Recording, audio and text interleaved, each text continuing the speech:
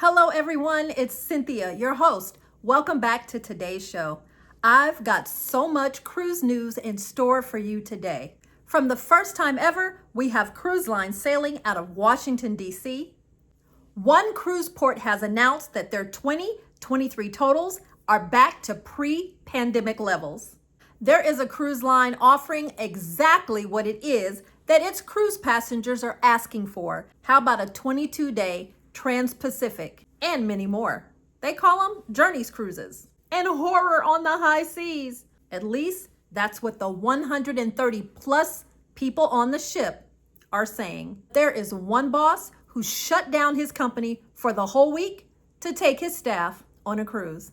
This and much more. We've got a whole bunch, so let's swan dive right on into this cruise news.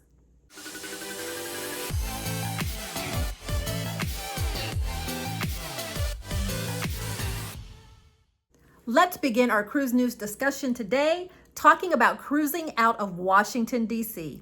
In case you've never heard of them before, we're talking about American Cruise Line. American Cruise Lines call themselves the leader in USA river cruises. American Cruise Lines has been around for multiplied years, and they specialize in smaller ships doing USA river cruises. Because of their smaller size, they're able to get into ports that larger ships just can't do. American Cruise Lines will sell its American Revolution itinerary from Washington, D.C., beginning in March of 2024. They will sail the Chesapeake Bay, the Potomac River, and the York River.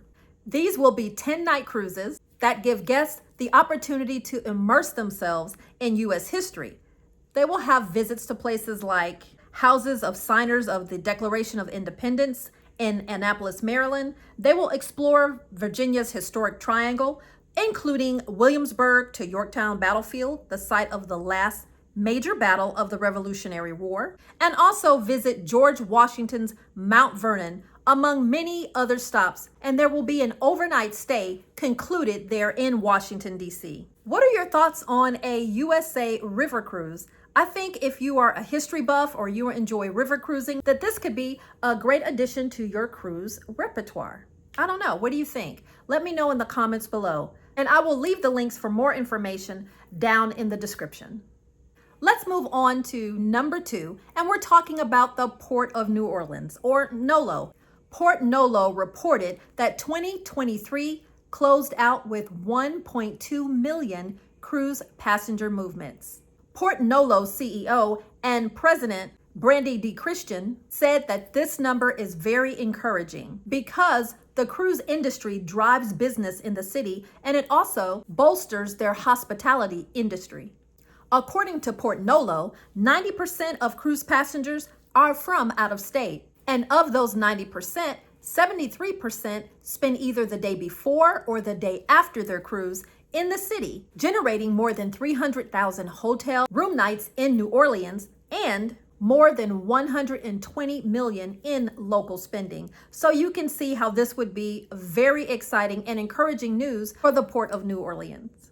Carnival Cruise Lines has 2 vessels that port out of New Orleans year-round, and they are actually celebrating 30 years cruising out of New Orleans. Norwegian Cruise Line renewed its commitment to port in New Orleans for 5 additional years and add additional sailings. So this is really good news for NOLO. For our next story, I need to warn you, if you have a weak tummy, this might be the time to step away because this story is stomach churning. It's enough to make you sick. I'm talking about the over 139 passengers who fell ill with a mysterious disease, according to CDC. This happened Thursday, February 1st, where numerous people aboard the Queen Victoria, which is a cruise ship run by the ultra-luxury line Cunard, have suffered from some type of gastrointestinal disease.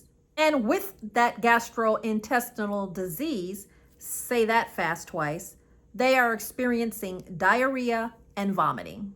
There were 1,824 total passengers aboard the ship.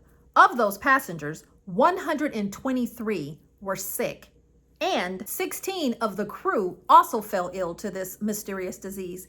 out of the 967 crew members. That makes a total of almost 7% of the passengers were sick, and almost 2% of the crew got sick with an illness that still, they don't know exactly what it is. So this is part of the World Voyage that left and departed Southampton, England on January 11th. The ship left Fort Lauderdale on January 22nd for this total 109-day world voyage. Now, the ship is scheduled to end this world voyage in England on April 28th. So what are they doing? Because they have a long time to go before this world voyage cruise is ending. Well, they are boosting their sanitation measures and isolating all of the ill patients. That is not the way to enjoy a beautiful luxury world cruise. I feel really bad for them. Have any of you ever suffered and become sick on your cruise ship? Nausea, diarrhea, vomiting? Yeah, it's not a good thing. Yikes. I have a question. How many days is long enough on a cruise ship? 5 good? 7 good? How about 10 or 12? Well, I'm talking about a 22-day cruise.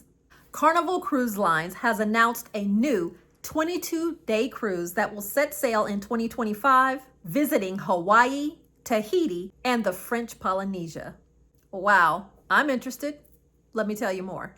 This 3-week cruise will take place on Carnival Luminosa. This is part of their Journeys cruise, which are longer cruises to more exotic ports. Now, this cruise will depart from Seattle on September 18th of 2025, and it will end in Sydney, Australia on October 11th of 2025. It has stops in New Caledonia, Suva, Tahiti, and Hawaii. Carnival will be offering 5 trans-Pacific cruises, 4 in 2024 and 1 in 2025. They're also beefing it up with 9 transatlantic cruises scheduled over the next 2 years. So I dug into it a little bit more to see, where do these journey cruises take us, these longer itineraries to more exotic and exciting places. And here's what I found. There is a 14-day from Port Canaveral to Barcelona, Spain on the Mardi Gras, September 13th of 2025. There is a 29-day from Brisbane, Australia to Seattle, Washington on the Carnival Luminosa. This will depart on April 3rd of 2025. And there is an 18-day out of Long Beach to Yokohama, Japan, departing on the Carnival Panorama, August 22nd of 2024. I don't know about you, but these are some bucket list cruise destinations here. I think this is a really good opportunity to go to places that you don't usually or necessarily get to go on a regular Carnival cruise. I am excited. What are your thoughts? Would you take one of these journey cruises? Or have you ever taken a journey cruise? And if so, how was it? Let us know in the comments below. I'd love to know.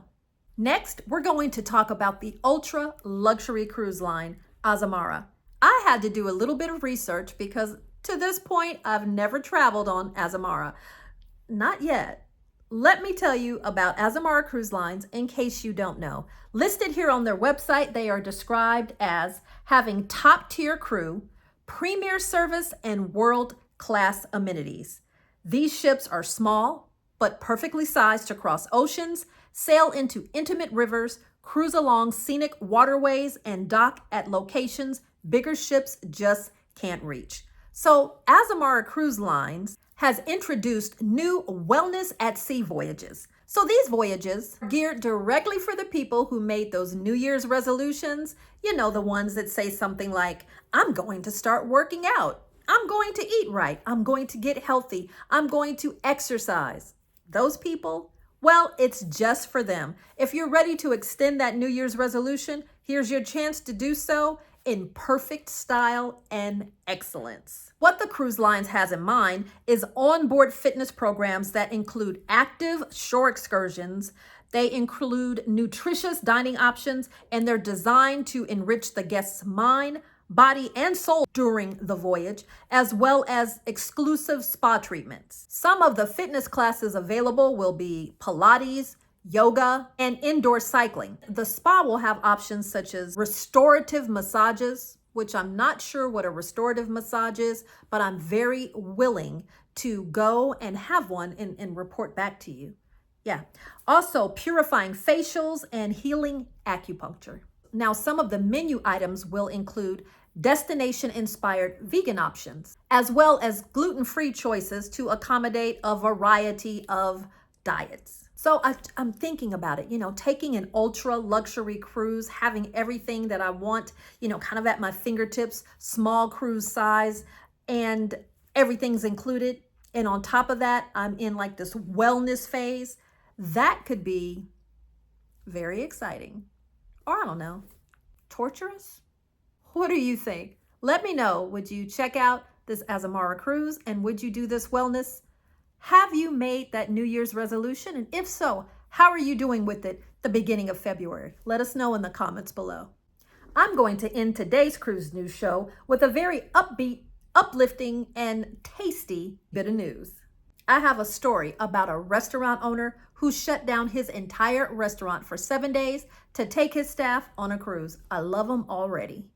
But before I get into the details, here is the time when I offer you the opportunity to be part of the family. We'd love to have you. And how do you do that? Well, you just click down on that subscribe button. It costs you absolutely nothing. It helps us out a bunch. Click down on subscribe and be part of the Right Recipe for Travel family. Not only that, you see that little notification bell there?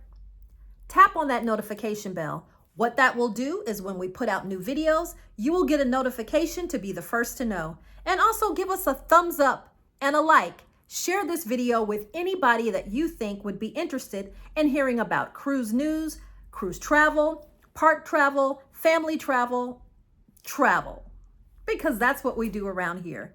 Welcome to the family if you have joined, and if you're thinking about joining, stop thinking and just do it. Welcome to the Right Recipe for Travel family. We're really glad to have you. On with the show. So here's how this story goes. The owner of a restaurant in Tybee, Georgia, shut down his business for a week in January of 2024 to take his employees on a Royal Caribbean cruise. The name of the restaurant is Pier 16. This is listed as a family-owned restaurant offering the very best in seafood just 1 block from the beach in Tybee Island, Georgia. This restaurant opened in September of 2020, and it is known for its family-friendly environment with 2 outer decks, a rooftop bar, cornhole, and a giant Jenga game. Well, of course, for patrons to play. Some of the menu options that are available at this restaurant include fried green tomatoes, garlic parmesan oysters, crab stuffed mushrooms, low country boil, Cajun salmon, and salads, burgers, and steaks as well. It's making me hungry right now. Co-owner Natalia Navan, I hope I'm saying that right, and her husband take their entire team on a vacation every year. Oh my. Now that's what I'm talking about, some employee benefits. This year, they went on a 5-night Royal Caribbean cruise on the Voyager of the Seas from January 6th to January 14th. I think I would have just been ecstatic if any of my employers out there, are you listening? I would have been ecstatic if any of my employers would have volunteered to take us all on a cruise that we didn't have to pay for. Even if I didn't know much about cruising or thought maybe I wouldn't like it, I certainly would have tried it. What about you? Ever been on an employee trip like this? All right, that is a bunch of cruise news wrapped up for you for today, Monday, February 5th of 2025. Don't forget to check out the show for our weekly cruise news shorts. And if you would like more information about our memberships or joining our Patreon, I'll list that down in the description below. Thank you so much for joining us today, and we will catch you at the next adventure.